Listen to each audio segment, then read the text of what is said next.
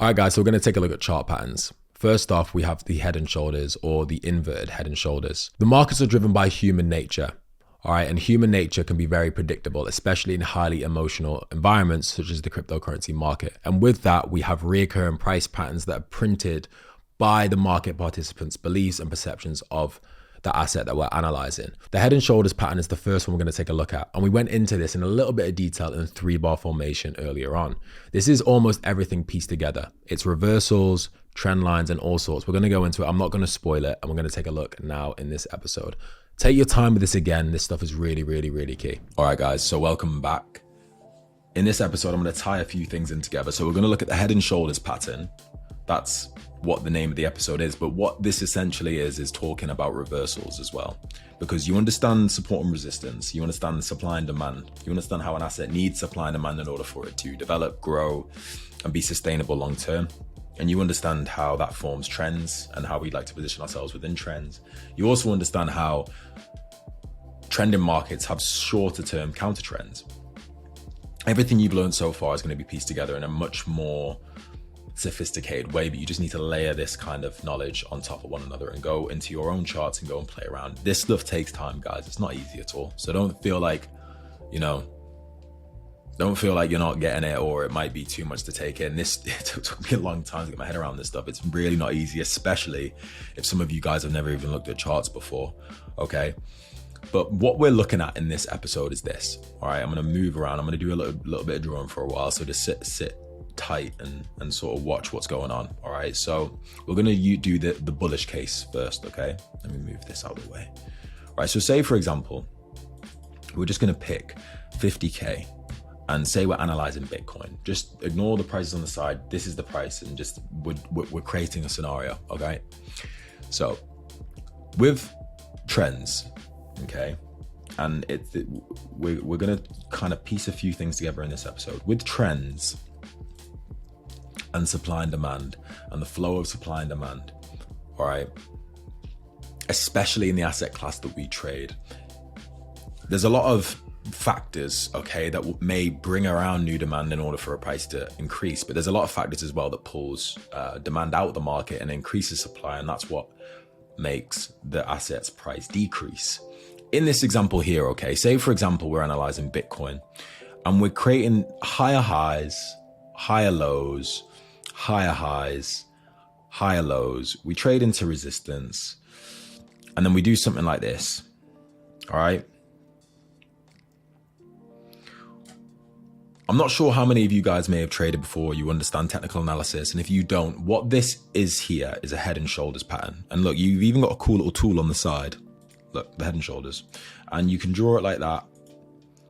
This is a very powerful formation, all right? And as we go on as well in the course, you'll start to see that the 3-pin formation that we spoke about, the 3-bar reversal pattern, is essentially a head and shoulders. It's just in a different way. Like if you're looking at the weekly time frame, for example, you may see a 3-pin formation, but then if you go into the 4-hour, it may be a head and shoulders pattern with loads of candlesticks that has printed that. All right, it's a reversal pattern, and the psychology around it essentially is this. Okay, so we have a trending market trending into a price point, and for this example it's 50K and we're analyzing Bitcoin. In this example that we've created up in this drawing, okay, what we have is the market's trending bullish, all right, and then we find resistance at 50K. The market rejected 50K once, but then the participants of the market still believe that the asset is attractive enough to see prices go higher. They buy back in at this support, price goes up, but this time it can't sustain, and it can't sustain. Even though we broke the previous high, it whips back below. The only difference is this time now is that we don't create a high, in fact. So the market doesn't come up and create a high. It actually finds resistance at the previous high. So now we have formed a head and shoulders pattern. This doesn't always necessarily mean we're now going to reverse, okay? But it is very powerful when you see something like this, okay? Especially at extreme prices. Say for in this context, okay? And I'm not going to start to lay too many confusing things in early on, but say for example, and as we go on and we start to map trades and I start to show you guys how to actually start to formulate ideas, when we look for reversals and turning points in the market, they come at key levels, okay? Mapping and plotting key levels, it goes back to that support and resistance lesson. You look for levels where you've seen the market react to it really strong before, or we've seen the market repeatedly test it over and over again and it can't exceed that price point. So if you see something like this and you see a pattern like the head and shoulders formation happen around this price point, it can start to be a little bit like, okay, this is interesting. Maybe we may reverse at this price point because the market's done it again, done it in the past. That's all us analysts do.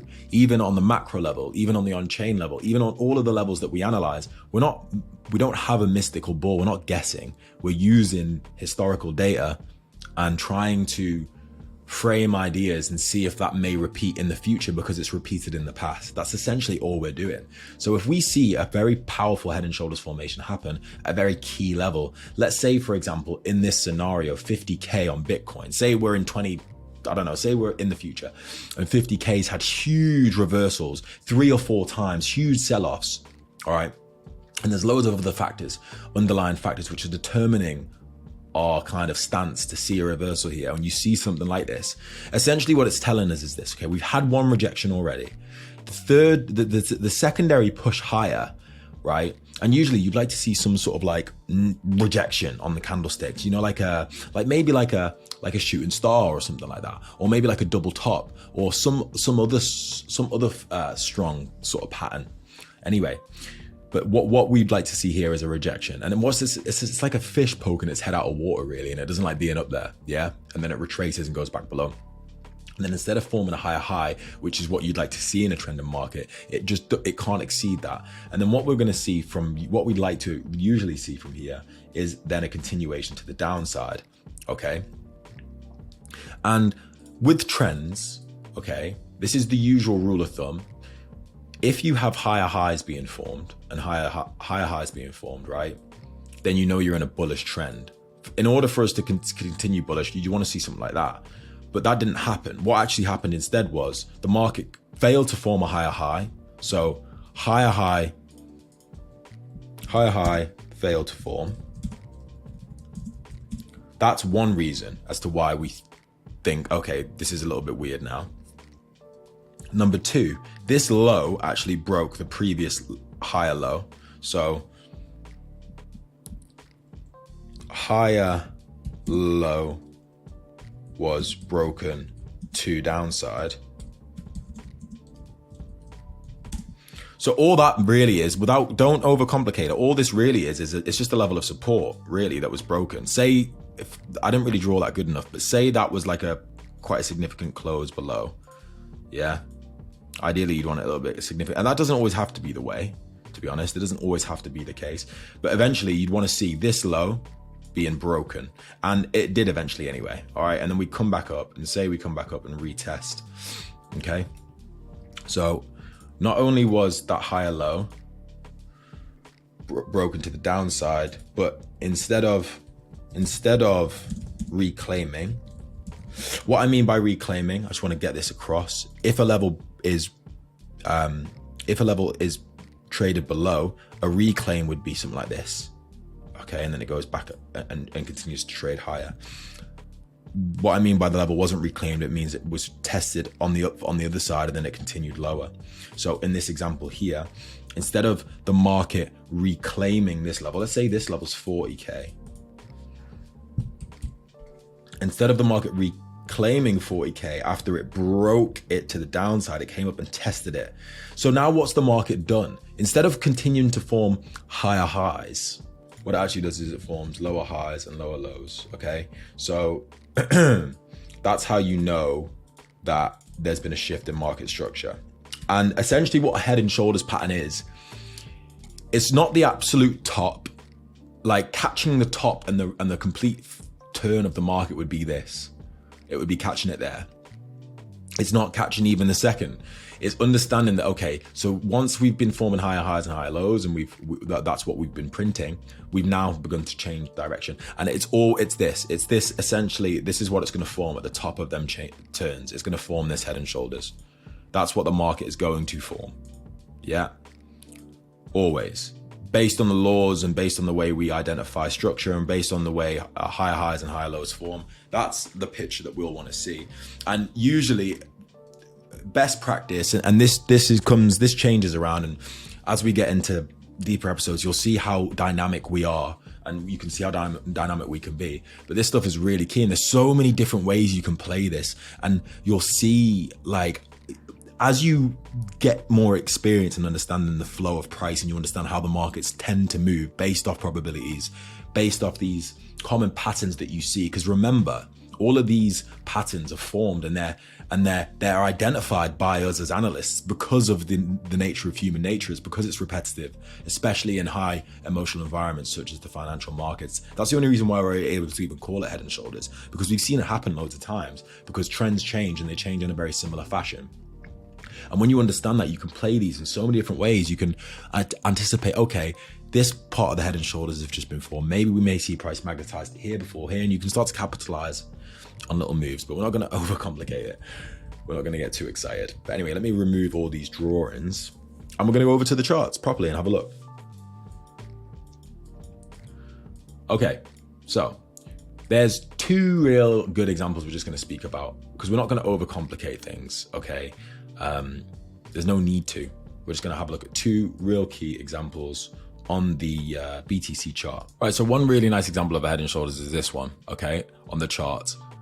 Let's just have a look here. Say, for example, you have this is like a trend almost, and all it really takes is two tests of a trend line or a secondary confirmation to kind of say, yeah, we're in a bullish trend, and this is kind of what you've seen. You've got your higher highs. Let me just get the little, you got your higher high, higher low, higher high.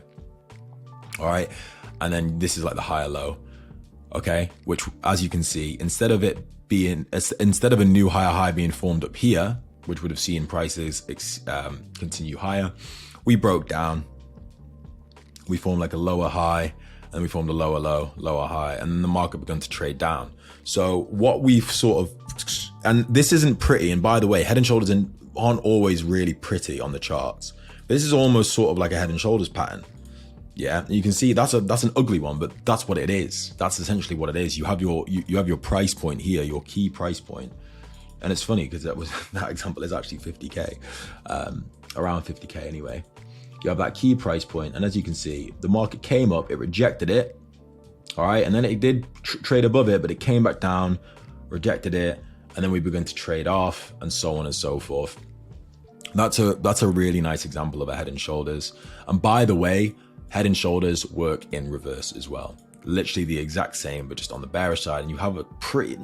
This isn't the best example in the world, to be honest, but it is a head and shoulders pattern, all right? Because you do have this significant price point here, okay, where you've seen the market come down, and you can just draw them backwards. You sort of have this here like that, and like you can see, it's not pretty.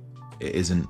They're not always going to be pretty, but you have the left shoulder, the head, the right shoulder. This is just called an inverse head and shoulders, but it's the same concept. So we have a floor, the market dips its head below, or it's like a human putting its head under the water. It might see a whale or a shark or something. It's like, nah, get me out of there. And then it goes off and it begins to trade higher. Okay.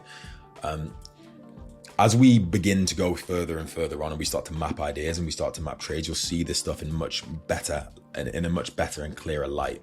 That's quite a nice way to look at it, actually. Is on the daily time frame, you can see it a little bit clearer, and you can kind of have your left shoulder there, you've got your head, and obviously as well, guys, this stuff, the markets are never pretty. They're never going to give you a really nice kind of, well, they sometimes do, but they're not always going to give you a really nice kind of view. But there's plenty of head and shoulders patterns out there in the markets, and we will always identify them. There's even one here, for example, now that I can see just off the back. We have like almost like this sort of formation, and you can see that obviously you would never just trade off this alone. You need context, and you need kind of, the idea, but that's the sort of premise of it. You have this kind of price action where it's like it exceeds it, and then you begin to trade lower, and it's almost just picture for the bullish side, the head's out of water, the fish's head's out of water, and it doesn't like it, and it might see a seagull come down for it or something.